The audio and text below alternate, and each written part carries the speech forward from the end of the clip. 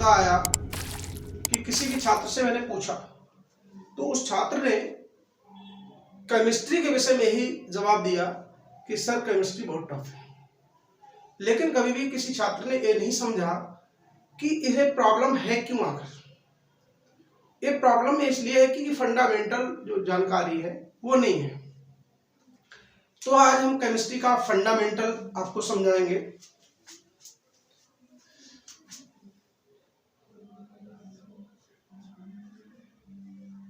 Fundamental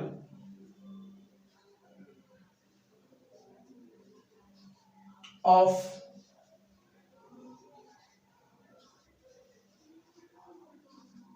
chemistry.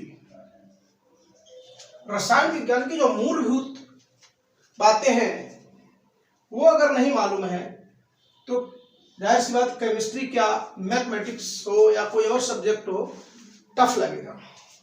तो बच्चों मैं आज आपको सबसे पहले केमिस्ट्री में ये बताना चाहूंगा कि एटम क्या है, परमाणु।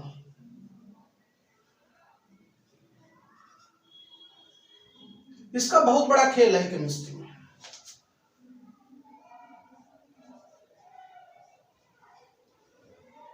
एटम क्या है, तो एटम जानने से पहले ये समझे कि एटम मिलता कहाँ है।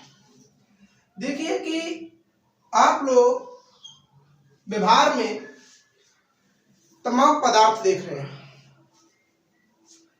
वो पदार्थ, ये एक पदार्थ है मैटर।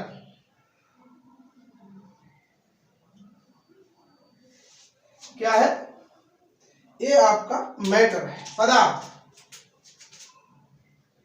क्या बच्चों है? पदार्थ।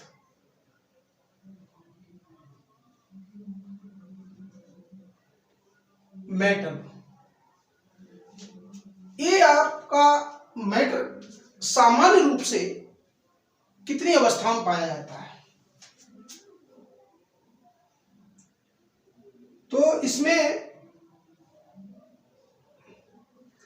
यह जो है सामान्य अवस्था में सॉलिड अर्थात ठोस और द्रव लिक्विड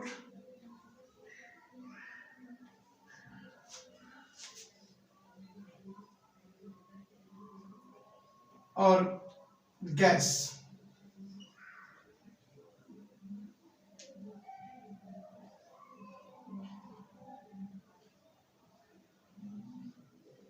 गैसियस स्टेट में आपका इन स्टेट में गैसियस स्टेट में पाया जाता है। यह तीन अवस्था में पाया जाता है। अब इनमें कि ये ठोस द्रव गैस ये बना कैसे है? तो ठोस द्रव गैस, मान लीजिए सपोज दैट ये आपका आयरन है। क्या है? आयरन, जिसे हम केमिस्ट्री की भाषा में Fe, फेरम, इसका सिंबल होता है आयरन का Fe, फेरम में दर्शाते हैं। थोड़ी देर के लिए इसे छोड़ दीजिए। जैसे इसे हम ले लेते, मान लीजिए कि थोड़ी देर के लिए ये सोडियम है Na, ये ठोस अवस्था है। ये जो है इस तरीके से इसमें एक टुकड़ा है सोडियम का, इसमें कुछ कण होंगे तभी तो सोडियम का एक बड़ा टुकड़ा बना, है ना बच्चों? इस तरीके के क्या होंगे? कण होंगे। ये कई कणों से मिलकर बना होगा। ऐसा तो है नहीं कि एक ही कण से मिलकर बना है, कई कणों से। इसकी मूलभूत इकाई जो है वो एक कण है। एक कण, इन्हीं को साइंटिस्ट ने इसका नाम, कण का नाम दे दिया। अब कण, इसमें परमाणु हो सकता है और कई परमाणु से मिलकर के अणु बन जाता है। एक या दो से अधिक परमाणुओं से मिलकर अणु बनता है, मॉलिक्यूल। लेकिन हम बात कर रहे हैं परमाणु की। तो इसे इन्होंने परमाणु नाम दिया। सबसे छोटा कण मान लीजिए ये परमाणु। तो परमाणु जो है, अब इसका स्ट्रक्चर क्या है, स्ट्रक्चर ऑफ एटम। हम परमाणु का स्ट्रक्चर देखेंगे बच्चों। परमाणु में देखा गया कि एक नाभिक होता है। क्या होता है? नाभिक। इस नाभिक के चारों ओर एक स्थान होता है जो धनावेशित होता है, जिसे नाभिक कहा वैज्ञानिकों ने, साइंटिस्ट ने यह भी बताया कि इस नाभिक के चारों ओर कक्षाएं हैं।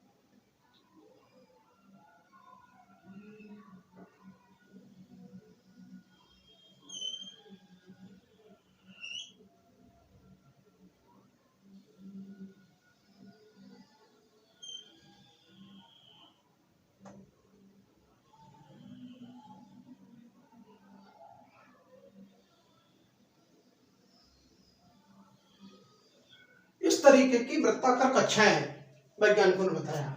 परमाणु इस तरीके का बना हुआ है। अब इसमें क्या कि परमाणु जो है 3 भागों में, इसके सामान्य कण जो है इलेक्ट्रॉन है,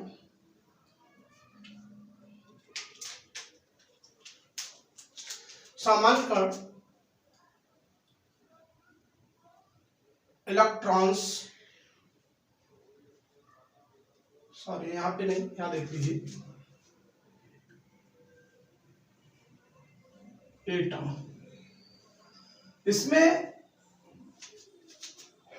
एक कण है इलेक्ट्रॉन्स, इसमें इलेक्ट्रॉन्स पाए जाते हैं एटम में, और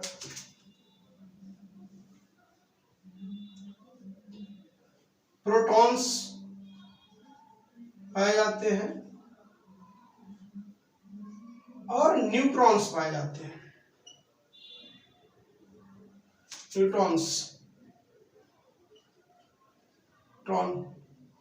न्यूट्रॉन्स पाए जाते हैं। इलेक्ट्रॉन, प्रोटॉन्स और न्यूट्रॉन्स पाए जाते हैं। तो कहने का मतलब, अब इसमें प्रोटॉन्स और न्यूट्रॉन्स ये कहां पाए जाते हैं? नाभिक में। नाभिक में प्रोटॉन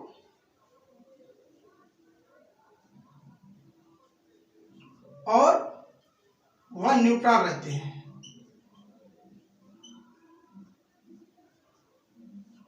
प्रोटॉन और न्यूट्रॉन। अच्छा, इलेक्ट्रॉन क्या करते हैं? वो नाभिक के चारों कक्षाओं में चक्कर लगाते हैं।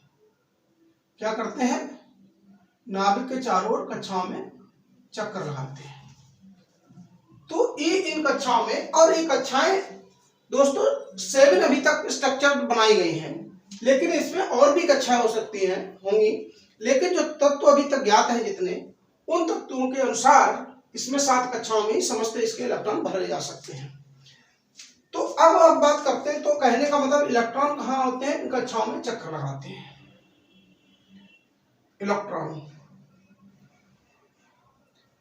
इलेक्ट्रॉन बच्चों क्या होते हैं? इस कक्षाओं में चक्कर लगाते हैं इलेक्ट्रॉन। अब ये बात किसकी हो गई? अब हम बात करते हैं किसी तत्व का।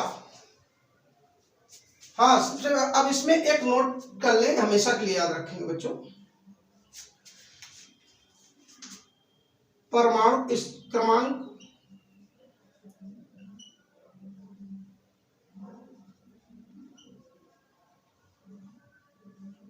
इज इक्वल टू प्रोटॉनों की संख्या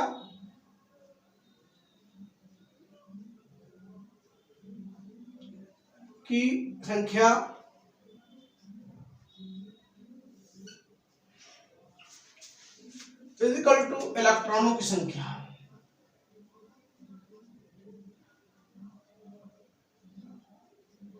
इलेक्ट्रॉनों की संख्या। तो बच्चों किसी भी तत्व के परमाणु में परमाणु क्रमांक, प्रोटॉनों की संख्या, इलेक्ट्रॉनों की संख्या उदासीन अवस्था में बराबर होती है। अब हम बात करते हैं, एक आता है परमाणु भार।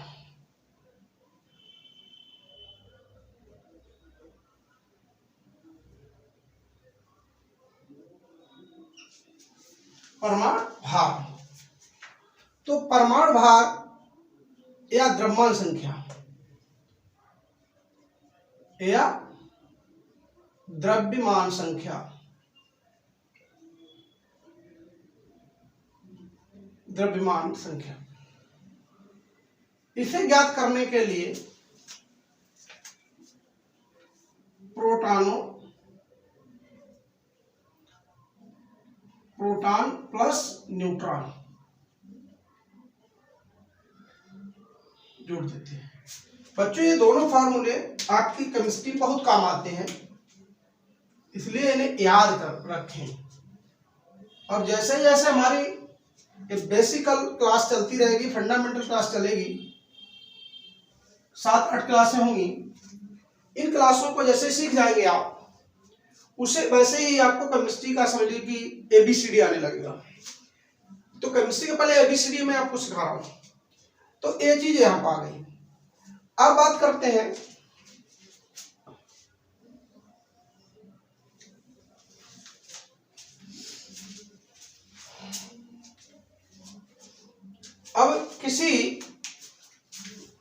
अब एक मिनट,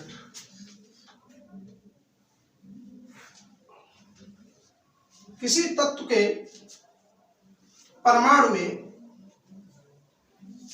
इलेक्ट्रॉन प्रोटॉन किस तरीके से वितरित होते हैं, किसी तत्व के परमाणु में हम दिखाएंगे। लेकिन उससे पहले मैं आपको कुछ इंपॉर्टेंट 10 पॉइंट देंगे।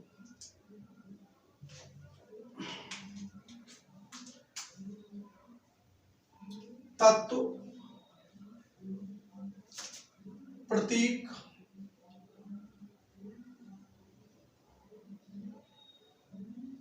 और परमाणु क्रमांक।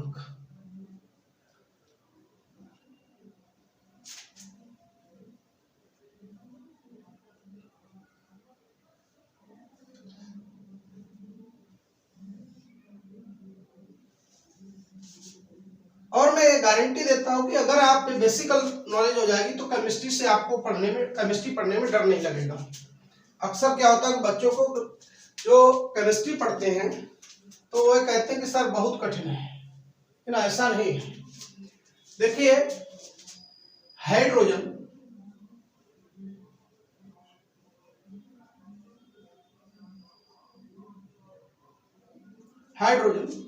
हाइड्रोजन का प्रतीक H होता है बच्चों, इसका परमाणु क्रमांक 1 होता है। अब आइए हीलियम,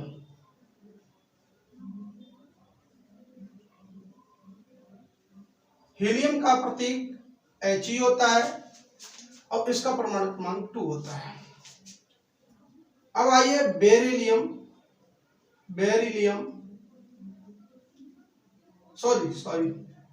लिथियम,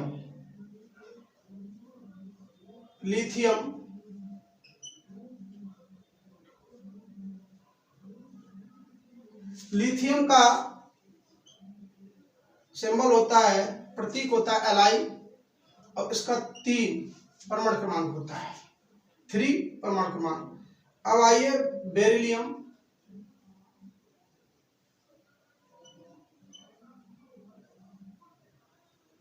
बेरिलियम का सिंबल बच्चों होता है B और इसका परमाणु क्रमांक 4 होता है। फिर बच्चों बोरान,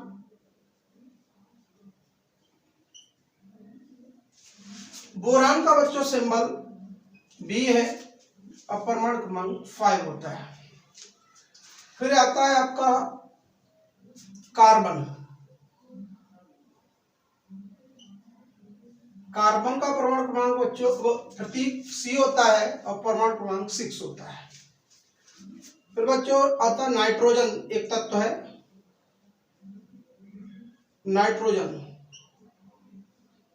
नाइट्रोजन का प्रतीक बच्चों N होता है और इसका परमाणु क्रमांक 7। ऑक्सीजन, ऑक्सीजन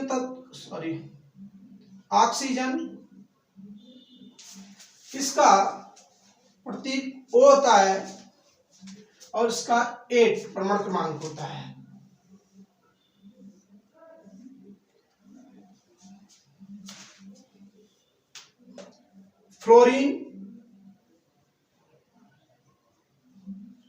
फ्लोरीन तत्व का सिंबल F है और 9 परमाणु क्रमांक है। नियोन इसका परमाणु सिंबल जो है Ne है और इसका 10 परमाणु क्रमांक एटॉमिक नंबर। तो ये बच्चों आपको प्रति क्लास में 10 देंगे और प्रतिदिन आप नियमित रूप से देखें और जैसे जैसे आप याद करते जाएंगे एक दिन वो आएगा कि जिस दिन कि आपको केमिस्ट्री सरल लगेगी और कठिन नहीं लगेगी। तब हम इसके आगे हम पढ़ाएंगे अब आपको।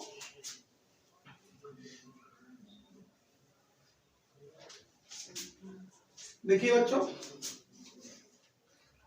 अब इसी में हम ले लेते हैं जैसे हाइड्रोजन का ये आपका नाभिक रहा। इसमें प्रोटॉनों की संख्या कितनी है? 1, क्योंकि परमाणु क्रमांक 1 है तो प्रोटॉनों की संख्या 1 है और इलेक्ट्रॉनों की संख्या भी 1 है, जो कि मैं इससे पहले मैंने अभी बता चुका हूं कि इसमें परमाणु क्रमांक 1, प्रोटॉनों की संख्या 1 और इलेक्ट्रॉनों की संख्या 1। तो अब इसके बारी इसकी एक कक्षा होगी। इस कक्षा में जो इलेक्ट्रॉन है वो विचरण करेगा, ठीक है। अब इसमें इसी के साथ साथ मैं ये भी बताना चाहूंगा कि कक्षाएं हमने आपको बताई थी, 7 कक्षाएं बताई थी। अब आप हमसे प्रश्न पूछ सकते हैं कि सर एक कक्षा में अधिकतम कितने इलेक्ट्रॉन भरे जा सकते हैं, क्योंकि वो सभी कक्षाओं में विचरण करते हैं। अब सभी कक्षाओं में सातों में तो नहीं है, जैसे इसके पास 1 है तो पहली कक्षा में ही 1 भर गया। तो अब इसका भी कॉन्सेप्ट है, एक बोरबरी सिद्धांत है जो नील्स बोर जो है साइंटिस्ट हुए, केमिस्ट हुए, उन्होंने एक सिद्धांत दिया है कि प्रत्येक कक्षा में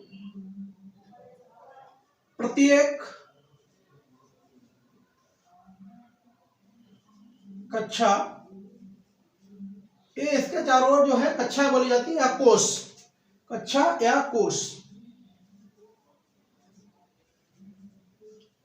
में अधिकतम इलेक्ट्रॉन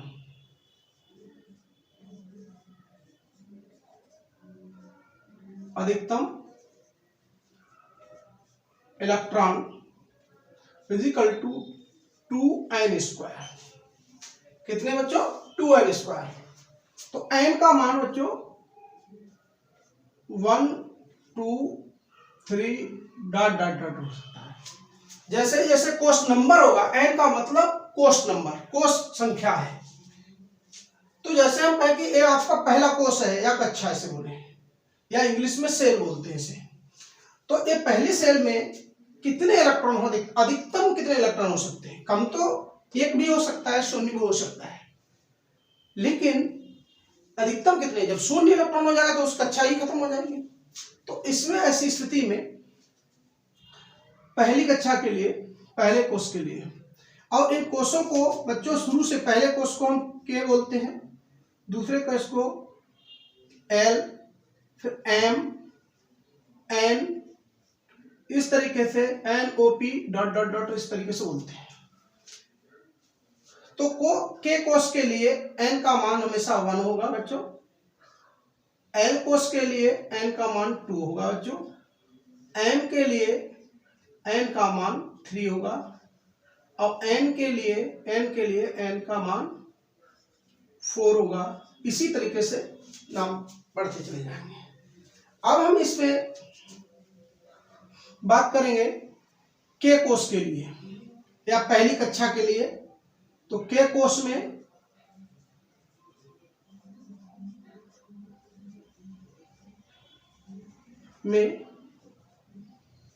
अधिकतम इलेक्ट्रॉन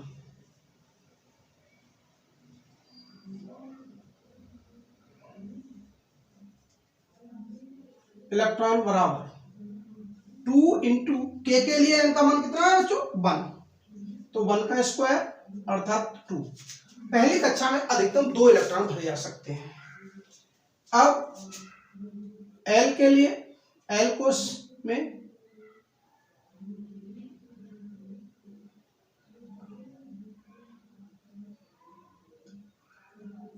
एल कोष में अधिकतम इलेक्ट्रॉन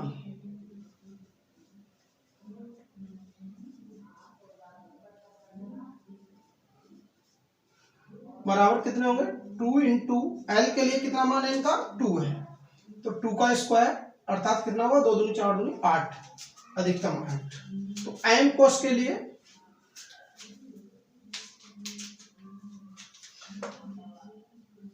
एम कोष में कितने इलेक्ट्रॉन होंगे बच्चों अधिकतम?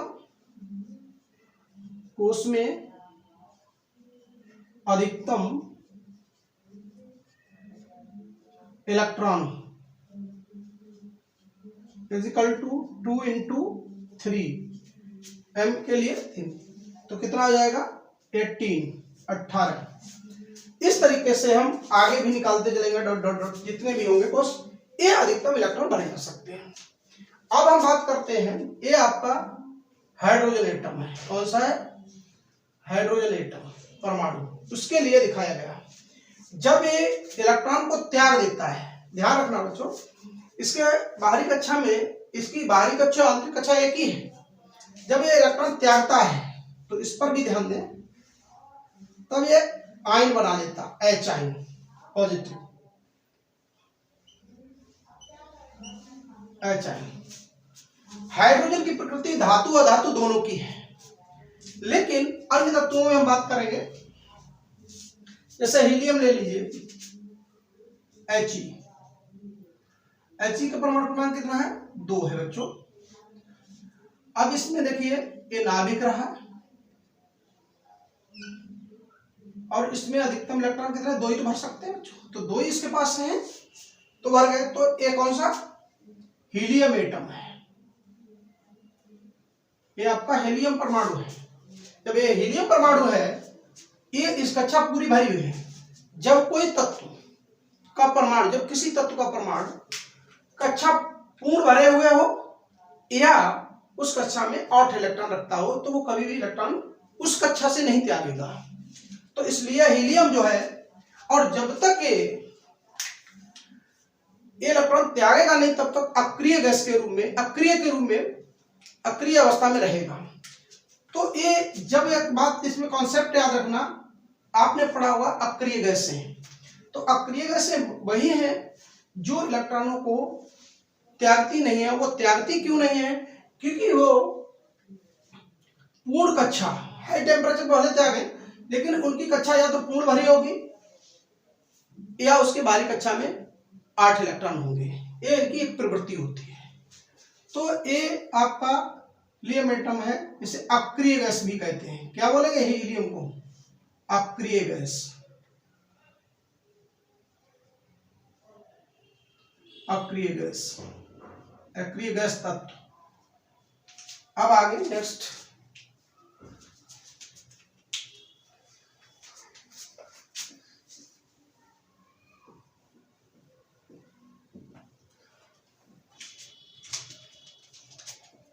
लिथियम परमाणु ले लें, लिथियम एलाइन। लिथियम एटम की बात करें तो इसका एटॉमिक नंबर कितना है? 3, अर्थात इलेक्ट्रॉनों की संख्या इसके पास कितनी है? 3 है। तो ऐसी स्थिति में अब आप कह सकते हैं कि नाभिक है और नाभिक के चारों ओर जो कक्षाएं हैं, तो इसमें देखिए ये पहली कक्षा है, तो इसमें अधिकतम इलेक्ट्रॉन, जिसे कोष भी बोलते, के कोष भी बोलते हैं, तो इसमें 2 इलेक्ट्रॉन है। कितने बच्चों? 2 इलेक्ट्रॉन है। अब इसमें अधिकतम 2 ही तो रह सकते हैं, लेकिन इसके पास इलेक्ट्रॉनों की संख्या बच्चों कितनी है, 3 है, लेकिन 2 और भर सकते हैं। अब आप इसके हमें अगली कक्षा की अगले कोर्स या कक्षा की जरूरत पड़ेगी या ऑर्बिटल की जरूरत पड़ेगी, सेल भी बोलते हैं। इसमें अधिकतम इसमें कितना हमारे पास 1 इलेक्ट्रॉन बचा। अब इसमें क्या है, जब बाहरी कक्षा में जो किसी भी तत्व की के परमाणु की जब एक बाहरी कक्षा होती है वो या तो 8 इलेक्ट्रॉन उसमें हो या फिर 8 इलेक्ट्रॉन नहीं अगर है तो कक्षा पूर्ण भरी होनी चाहिए, और कक्षा पूर्ण भी नहीं भरी है, उसमें अष्टक नहीं है, तो उसकी वो कक्षा कमजोर होती है और वो इलेक्ट्रॉन को क्या करेगा, या त्यागेगा या ग्रहण करके वो पूरे करेगा। और इसमें बाहरी कक्षा में सामान्य रूप से जनरल क्या है, जनरल बात क्या है, इसमें 1 से अगर 4 तक इलेक्ट्रॉन है तो ये आसानी से त्यागता है, और अगर 4 से ऊपर इलेक्ट्रॉन है तो हमेशा ये 4 से लेकर के 7 तक है, सॉरी 5 से लेकर, तो ये हमेशा एक्सेप्टर के काम करता है, अर्थात ग्रहण करता है। जनरली बात यह है, यह सहसंयोजक बॉन्ड बनाएगा। तो इस स्थिति में क्या है कि लिथियम जब एक कौन सा आइटम है, लिथियम एटम है, लिथियम एटम है, जब ये त्यागेगा तो लिथियम पॉजिटिव ये आयनिक अवस्था हो जाएगी, किसमें, लिथियम आयन इसे बोला जाएगा। अब इसी के साथ साथ हम आपको बता दें, अगर लिथियम आयन में अगर पूछे जाए आपके पास इलेक्ट्रॉन कितने हैं बच्चों, तो हम इलेक्ट्रॉन कितने से बताएंगे, इलेक्ट्रॉन्स बराबर इसमें 2 होंगे, क्योंकि इसमें 1 इलेक्ट्रॉन त्याग देता तब ये आयन के रूप में बना है, 1 त्यागेगा तो 1 चार्ज लगेगा, 2 त्यागेगा 2 चार्ज। अब लिथियम का आता है बेरिलियम पे, बेरिलियम का कितना परमाणु क्रमांक है, 4 है। अब देखिए ये नाभिक है, ये पहली कक्षा में कितने इलेक्ट्रॉन रख सकते हैं, 2, 1 2, और दूसरी कक्षा में आपका 2 बचा, तो 1 2 सॉरी तो 2 इलेक्ट्रॉन हो गए। अब 2 इलेक्ट्रॉन हो गए तो ये मैंने अभी बोला था 1 से 4 तक त्यागेगा, तब आपका बेरिलियम एटम, बेरिलियम एटम में बी में क्या होगा, ये बेरिलियम एटम है। अब इसमें जो है जब आयनिक अवस्था में आएगा तो बी डबल पॉजिटिव हो जाएगा, क्योंकि 2 इलेक्ट्रॉन त्यागेगा, तब ये आयन अवस्था में होगा। किस अवस्था में होगा, बेरिलियम आयन बोला जाएगा, बेरिलियम आयन। अब बेरिलियम आयन ये बन गया, बेरिलियम आयन बन गया। अब इस आयनिक अवस्था में है, तब ये इसके पास अगर हम कहें कि इलेक्ट्रॉन कितने हैं, इलेक्ट्रॉन्स इक्वल टू कितना होगा, 2 तो त्याग दिए, इसके पास 2 इलेक्ट्रॉन्स रहे, ठीक है बच्चों। अब ऐसे ही ऑक्सीजन ले लीजिए, हम ऑक्सीजन का थोड़ा एक एग्जांपल और लेते हैं। ऑक्सीजन ले लीजिए, ऑक्सीजन में ऑक्सीजन परमाणु के पास कितने इलेक्ट्रॉन होते हैं, 8, अर्थात कितने होते हैं, 8, या परमाणु क्रमांक 8 होता है। तो ऐसी स्थिति में से हम देखें कि पहली कक्षा में इसमें 2 इलेक्ट्रॉन भर गए, और दूसरी कक्षा में कितने, अब इसके बाद 6 बचे हैं, तो 1 2 3 4 5 6 इलेक्ट्रॉन्स रहे। तो इनमें अब 6 इलेक्ट्रॉन, तो कौन सा, ये ऑक्सीजन एटम है, कौन सा है, ऑक्सीजन एटम। अब इसकी आयनिक अवस्था की बात करें तो ये बताइए कि इलेक्ट्रॉन त्यागेगा ग्रहण करेगा, क्योंकि मैंने इससे पहले भी बताया था कि 5 से लेकर 7 तक की अगर कंडीशन है तो ये अष्टक पूरा अपनी कक्षा में 8 इलेक्ट्रॉन पूरा करने के लिए ग्रहण करता है, एक्सेप्टर बनता है। और अगर 1 से 4 तक है तो त्याग करके अंदर वाली कक्षा या तो पूर्ण भरी होगी या अष्टक पूरा कर लेगा। तो इसमें देखें ये जब त्यागेगा तो ये ग्रहण करेगा, कितने का, अष्टक में कितने कम है, 2 कम है, कि बाहरी कक्षा में कितने 6, तो बाहरी कक्षा में 8 होने चाहिए कम से कम। तो अष्टक बनाने के लिए क्या हो जाएगा, ऑक्सीजन डबल नेगेटिव, ये ग्रहण करेगा 2 इलेक्ट्रॉन, जितने इलेक्ट्रॉन ग्रहण करता है उतने नेगेटिव चार्ज लग जाता है। तो ये आयन अवस्था है, कौन से, ऑक्सीजन आयन अवस्था, आयन है, ऑक्सीजन आयन। अब इसमें इलेक्ट्रॉन अगर हम बच्चों पूछें तो जनरली बच्चे बहुत बेसिकल नॉलेज है, घबरा जाते हैं कि कहाँ से आए। अब इसमें डबल नेगेटिव, जैसे हम कहें कि आपने किसी से 2 रुपए उधार ले लिए, तो आप ऋणी हो गए, कितने रुपए के, 2 रुपए के। तो आपके पास हम कहें कि पहले 6 रुपए थे, अब 6 रुपए थे और 2 रुपए किसी से ले लिए, लेकिन रुपए की संख्या आपसे पूछी या कितने हो गए आपके पास, तो क्या कहेंगे, 8 हो गए। और अगर 8 थे तो 2 और ले लिए तो कितने हो गए, 10 हो गए। तो ऐसी स्थिति में तो इसके पास कितने इलेक्ट्रॉन्स होंगे, इलेक्ट्रॉन्स, बोलो बच्चों, इसमें इलेक्ट्रॉन्स कितना हो जाए, क्योंकि ऑलरेडी 6 तो इसके पास, 8 तो ऑलरेडी है इसके पास और 2 इसने किसी और से लिए हैं। जब ले लेता तब ये इस अवस्था में आ जाता है। अब वो कैसे लेता है, कैसे देते हैं इलेक्ट्रॉन्स, ये मैं अगली से अगली क्लास, इसी फंडामेंटल किसी क्लास में मैं आपको जरूर बताऊंगा, क्योंकि जब उसकी बारी आएगी तो ये भी बताऊंगा किस तरीके से इलेक्ट्रॉन देते हैं, किस तरीके से इलेक्ट्रॉन लेते हैं, और किस तरीके कभी कभी क्या होता है कि दोनों ले दे के बराबर बराबर साझा कर लेते हैं, ऐसी भी स्थिति आती है। वो बॉन्ड होते हैं, उन बॉन्डों को बताएंगे। तो इलेक्ट्रॉन्स कितने हो जाएंगे इसके बाद, 10 इलेक्ट्रॉन्स हो जाएंगे बच्चों, ठीक है। इसमें कितने, 10 इलेक्ट्रॉन्स।